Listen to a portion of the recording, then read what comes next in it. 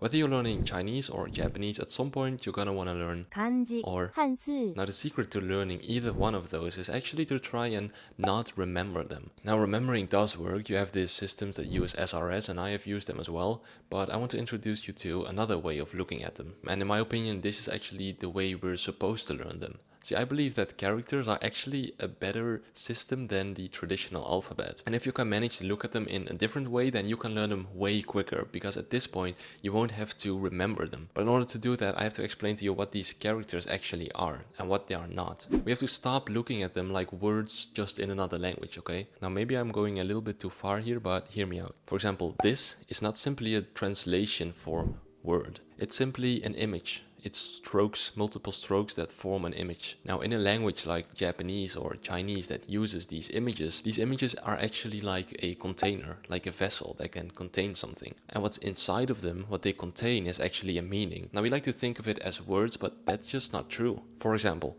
these are all the possible meanings for the ba in kotoba. Now whenever a message is communicated in Japanese and this message contains one of these things, then this image, this character, can be used to represent it. Now I think this is a way better system to represent language because it is more accurate to what a language actually is. Language is not words, it's communicating messages that contain meaning, just like the images contain meaning. And characters do just that, they have a meaning. Now if you look at an alphabet like English, for example, these letters, they don't mean anything. They don't have a meaning inside them. The only thing they do is they tell you how to pronounce stuff, like how to make a certain sound. So how does knowing that help us learn them? Well, if we establish that a character represents a meaning, and language is communicating these meanings in different contexts to create experiences, then rather than forcing and memorizing words that contain absolutely nothing inside of them, I think we have to create these experiences and then attach these characters to the experience so we can remember it way more easily. Now think about this. This is actually kind of what fluency is,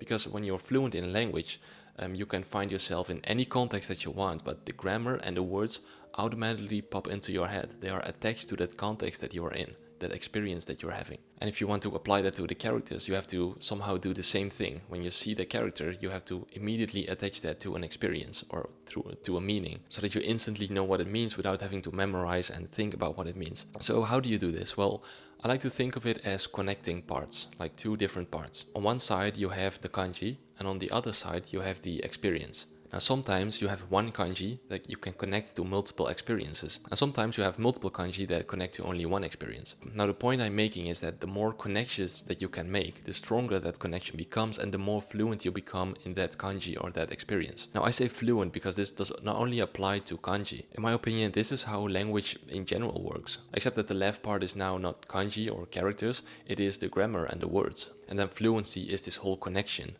that you can just use these words and these grammar whenever you want. So if this sounds weird, then let me explain it to you using an example, an experience that I had this morning when I attended my Thai class. So during these classes, all I have to do is listen to the teachers, and sometimes they will ask me something that I understand, and I'll usually respond in English or by shaking my head or whatever. Anyway, the teachers were telling a story about plastic surgery in Thailand, and they were using a lot of different words.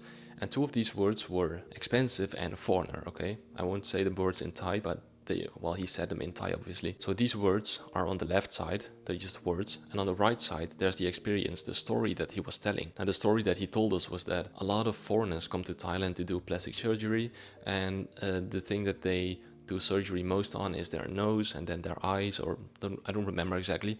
But he used these words a lot of times, so I could connect these words with the story he was telling. And so now I'm making this connection, and the more that he was talking about it, the more that he was using these words, the stronger that connection got. Now back to the Chinese characters though. The left part I would say is rather easy, because you can find these characters anywhere. You can just look online, or I don't know, maybe if you're in China or in Japan, you'll see these characters everywhere. It's usually harder to work on the right side, which is the experiences, and actually attaching an experience to these kanji or to these Chinese characters. So let me give you another example of a connection that I formed. So I used to watch a bunch of anime, and one word that I heard quite a lot was hanabi. Now through context, which is the scenes in the anime, and repetition, which is, well, watching a lot of episodes, I got the meaning of hanabi, which is firework. Now that's just learning the word, okay? It's not learning the kanji. But now when I finally encounter this word in its kanji form when listening to a song in Japanese,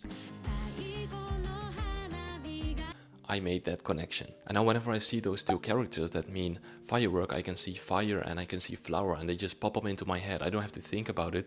The connection is so strong that it just comes into my head automatically. But like I usually said, it's mostly the right part that is hard about making this connection. So here's what I would do. I would just wait. I would just wait with learning the kanji until you're fluent in that certain word. Because if you wait and you already know this word, then the connection is already strong enough that if you reach the point where you actually see the kanji or the Chinese character, then you can just boom, slap the character on top of it, and you don't need any additional effort in order to remember it. The connection is already there, so it will be much easier to remember the kanji that is associated with it. When I learned the kanji for firework, I already knew the word. I had already made that connection, and so adding that extra layer of written language, the kanji, was a piece of cake. Before, I would say that you have to learn them from the start because there are so many kanji, so why not just do them right from the start? There's so many to learn, so better get started early, right? And honestly, I don't think it's a bad idea to familiarize yourself with the kanji, even though you don't know a lot of the language that you're learning. But you know what, actually, after getting so obsessed with this whole input learning,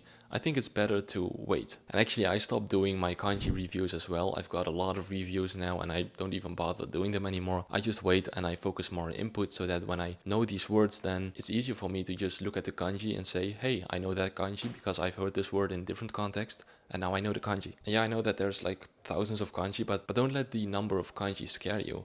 In fact, all these characters represent all kinds of different meanings, which are all different kind of experience that you are yet to have in this language. And the more of these experience that you have, the more connections you can make and the more fluent you can become using these words. And that is exactly how becoming fluent in a language or in the written language in Chinese characters or kanji works, in my opinion. So do you agree with that or not? Let me know and I'll see you next Friday. Bye bye.